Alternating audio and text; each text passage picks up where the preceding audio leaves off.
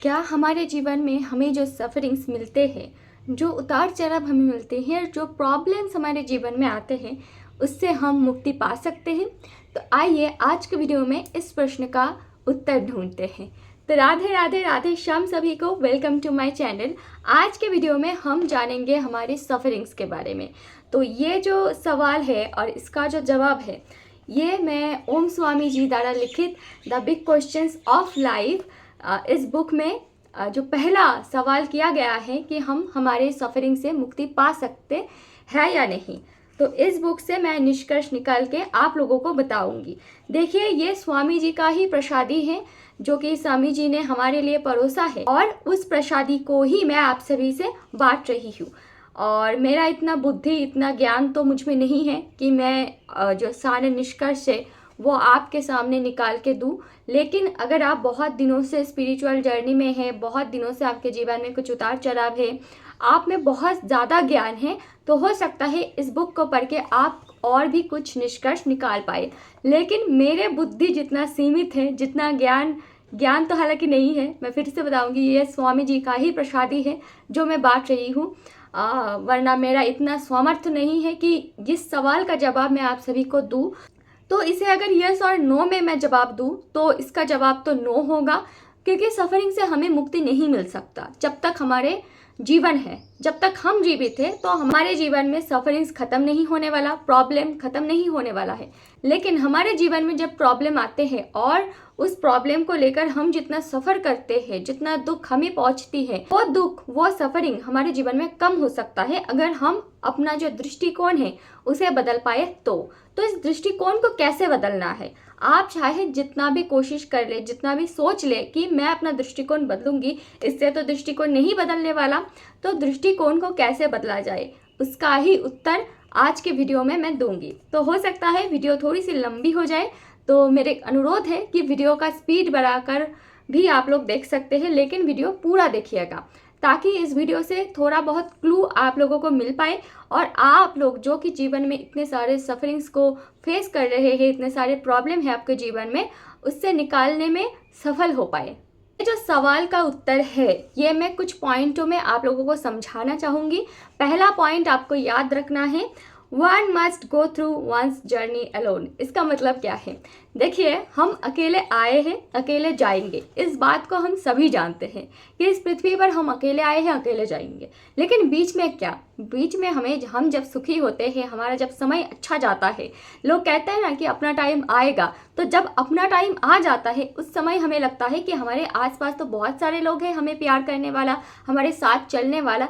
लेकिन जब हमारे दुख के समय आते हैं, जब अपना टाइम नहीं होता है, तब हमें लगता है यार कोई नहीं है मेरे पास, मेरे साथ, मेरे बात सुनने वाला, है ना। तो यही सत्य है कि आप बीच में भी अकेले ही रहते हैं और आपका जो प्रॉब्लम है उसे आपको ही सॉल्व करना होता है। देखिए, सामने वाला जो इंसान है वो सिर्फ और सिर्फ यही कहेगा कि तुम्हारा जो प्रॉब्लम है वो ठीक हो जाएगा, चिंता मत करो, मैं तुम्हारे साथ हूँ। ज़्यादा से ज़्यादा वो कुछ सोल्यूशन आपको बता सकता है, लेकिन सॉल्व तो आपको ही करना होगा। हालांकि एक इंसान ऐसा होना ज़रूरी है आपके जीवन में कि जिससे आप सब कुछ शेयर कर पाए, ताकि आपका जो बोझ है वो कम हो सके। अगर आपके जीवन में ऐसा कोई इंसान नहीं है तो आप ठाकुर जी को, आप यूनिवर्स को वो वाला इंसान बना सकते हैं। अगर फिर भी आप बनाना नहीं चाहते हैं उनको, तो आप डायरी में लिख सकते हैं, लेकिन आपका जो फीलिंग है उसे एक्सप्रेस करना ज़रूरी है, ताकि वो फीलिंग आपके अंदर बहुत दिनों से जम के मतलब एक डिप्रेशन क्रिएट ना कर पाए। ठीक है, तो आपका जो जर्नी है वो आपको ही कंप्लीट करना है, आपका जो प्रॉब्लम है वो आपको ही सॉल्व करना है। ये बात अपने दिमाग में, अपने मन में बैठा लीजिए। ठीक है, नेक्स्ट पॉइंट है, परिवर्तन ही संसार का नियम है। ये बात भी हमें समझना पड़ेगा कि जो भी चीज़ है, जो भी वस्तु है, जो भी इंसान है, जो भी प्यार है, सब कुछ एक दिन परिवर्तन होगा। जो व्यवसाय आज आपको लाभ दे रहे हैं वो परिवर्तन हो सकता है, उसी बिजनेस से आपको लॉस भी हो सकता है। जो इंसान आज आपके साथ है, जो आपको बहुत प्यार करता है, उसका भी परिवर्तन हो सकता है और उसका प्यार भी कम हो सकता है। जो स्टडी करके आपको आज अच्छा लग रहा है, आप स्टडी इसीलिए कर रहे हैं कि एक दिन नौकरी मिलेगा, नौकरी से हम लोगों का जो परिस्थिति है वो बदलेगा, वही नौकरी आपको दुख भी दे सकती है। तो ये जो परिवर्तन है इसे हमें एक्सेप्ट करना सीखना पड़ेगा, ताकि हमारा जो जीवन में सफ़रिंग है वो कम हो पाए। तो पहला पॉइंट है, आपको ये मानना ही पड़ेगा कि ये जो प्रॉब्लम है आपके जीवन में ये आपको ही ठीक करना है। और आप अकेले आए थे, आप अकेले जाएंगे, बीच में भी आप अकेले ही है। लेकिन आपका जो दुख साथी है उसके साथ भी आपका रिश्ता अच्छा होना चाहिए, ताकि दुख के समय में आप उसके साथ कुछ अपना जो दुख का पल है वो बांट सके, ताकि आपके दिल में बोझ कम हो पाए। नेक्स्ट है, परिवर्तन ही संसार का नियम है, इसे भी हमें एक्सेप्ट करना होगा। हर एक परिवर्तन जो हमारे जीवन में आ रहे हैं उसे डिलाइटली, उसे पीसफुली, काइंड होकर हमें एक्सेप्ट करना होगा। हमारे पास दूसरा कोई उपाय नहीं है। थर्ड पॉइंट है, यहाँ पर स्वामी जी कहते हैं, what suffering is, it is not what it is happening to us but how we see what is happening to us. तो सफरिंग क्या है? जो हम इसे इतना बड़ा चढ़ा कर देखते हैं वही सफरिंग है। जो हमारे साथ घटता है वो तो छोटा सा घटता है, एक समय के लिए होता है लेकिन हम उसे बार बार याद करके, बार बार लोगों को बता के जब उस पल को हम दोबारा से जीते हैं वही हमारे लिए सफरिंग है। और इससे मुक्ति हमें कैसे मिल सकती है?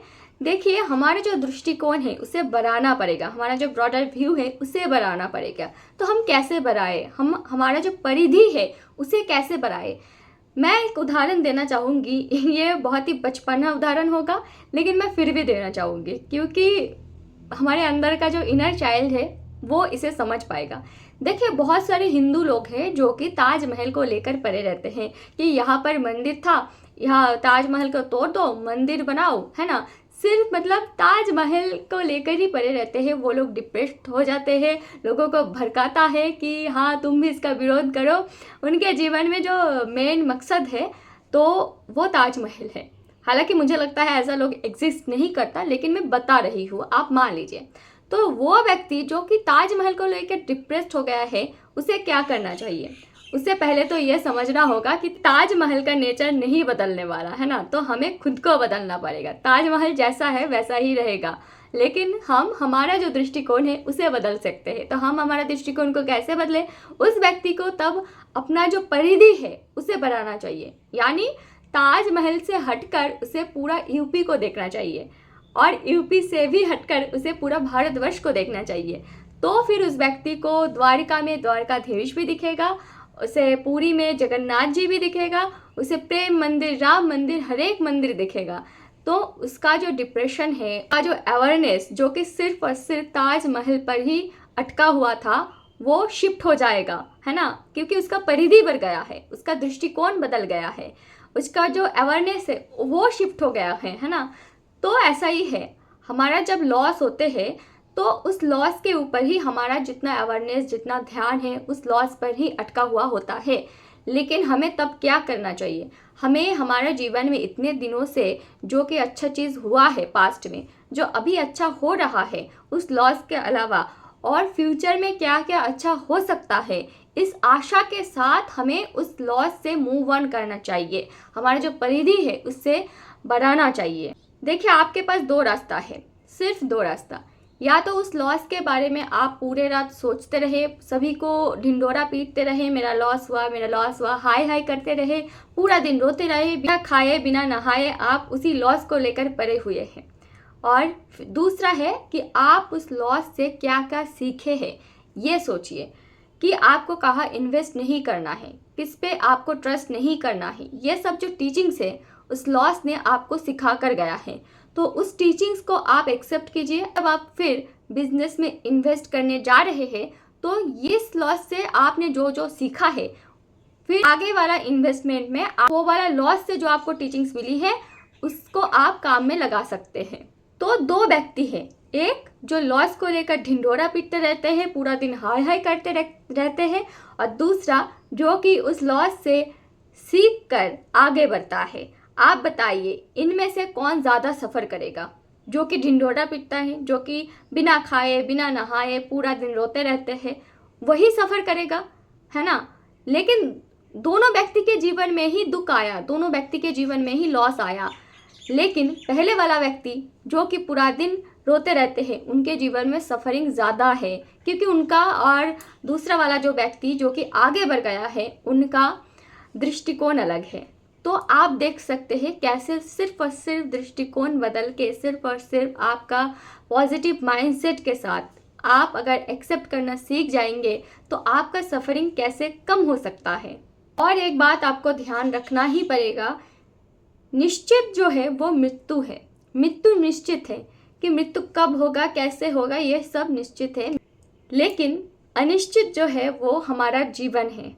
जीवन अनप्रेडिक्टेबल है, जीवन में कब क्या हो जाए वो पता नहीं, लेकिन उसके लिए हमें एक्सेप्ट करना होगा कि जीवन अनिश्चित है और जीवन में कभी भी कुछ भी हो सकता है ना। कोई भी प्रियजन का बिछड़ना हो गया, कोई भी बिजनेस में लॉस हो गया, नौकरी चला जाना, सब कुछ भी हो सकता है जीवन में, क्योंकि जीवन अनिश्चित है, जीवन अनप्रेडिक्टेबल है। जब तक हमारे पास जीवन है ये सब उतार चढ़ाव होते रहेगा, लेकिन हमारा दृष्टिकोण बदलना पड़ेगा। और दृष्टिकोण तभी बदल सकते हैं जब आप daily positivity, daily mindfulness, daily gratitude को प्रैक्टिस करें। तो धीरे धीरे आपका जो माइंडसेट है, जो आपका अवेयरनेस है, वो आप शिफ्ट करना सीख जाएंगे। ठीक है। और एक बात स्वामी जी कहते हैं कि दुख के परिस्थिति में इंसान कैसे उस समय को व्यतीत करे, ठीक वैसे ही जैसे हम सुख के परिस्थिति में करते हैं। जब सुख आता है हमारे जीवन में, हम उसे अपना मानकर उसे जीते हैं, है ना, उस पल को, कि ये सुख तो मेरा है। तो जब मेरा यूट्यूब पर प्ले बटन मुझे मिली थी तो वो प्ले बटन मुझे ही मिली थी, है ना, तो वो वाला जो सुख है वो मेरा था। तो जब दुख आएगा जीवन में, जब मुझे यूट्यूब से पेमेंट नहीं मिलेगा, वो वाला जो दुख है वो भी मेरा है ना। तो वैसे ही मेरा समय है, इसे सोचकर जैसे हम सुख में थे, सुख में जैसे समय व्यतीत होते गया तो वैसे ही दुख का समय भी व्यतीत हो जाएगा। तो समय के साथ सब कुछ ठीक हो जाएगा। यही जो मंत्र है, इस मंत्र को बार बार दोहरा के हम दुख के जो समय है उसे व्यतीत कर सकते हैं। तो मोरल ऑफ द स्टोरी क्या है, हमारे जीवन में जब सफरिंग आए तो हमारा जो दृष्टिकोण है उसे हम कैसे बदल सकते हैं ताकि जो सफ़र है वो हमें कम लगे, है ना। तो हमें 2 P का ध्यान रखना है, P फॉर प्रेयर और P फॉर पेशेंस। तो हमें ज़्यादा से ज़्यादा प्रेयर करना है, हमारा जो हायर सोल है, हमारा जो यूनिवर्स है ना, उनसे, हमारा जो ठाकुर जी है उनसे। और हमें पेशेंस रखना है, हमें धैर्य रखना है और हमें सोचना है ये जो समय है ये बीत जाएगा। ठीक ऐसे ही हम धीरे धीरे अपना जो पेन है, जो सफ़र है, उसे हील कर पाएंगे। राधे राधे, राधे श्याम। आशा करती हूँ आप लोग समझ पाए होंगे मेरी बातें, और मेरी बातों से आपके जीवन में थोड़ी सी आशा का किरण आपको नज़र आ रहा होगा। तो अगर मैं कुछ गलत बोल दूँ तो आप लोग मुझे माफ़ कर दीजिएगा, क्योंकि उतना ज्ञान तो मेरे पास है नहीं। स्वामी जी का कृपा है, स्वामी जी का प्रसाद है, ये जो बुक से ही मैं आप लोगों को बांटती हूँ, बस और कुछ नहीं है। वीडियो को कोई डिप्रेस्ड इंसान जिनको वीडियो की ज़रूरत है उनसे शेयर ज़रूर कीजिएगा। राधे राधे।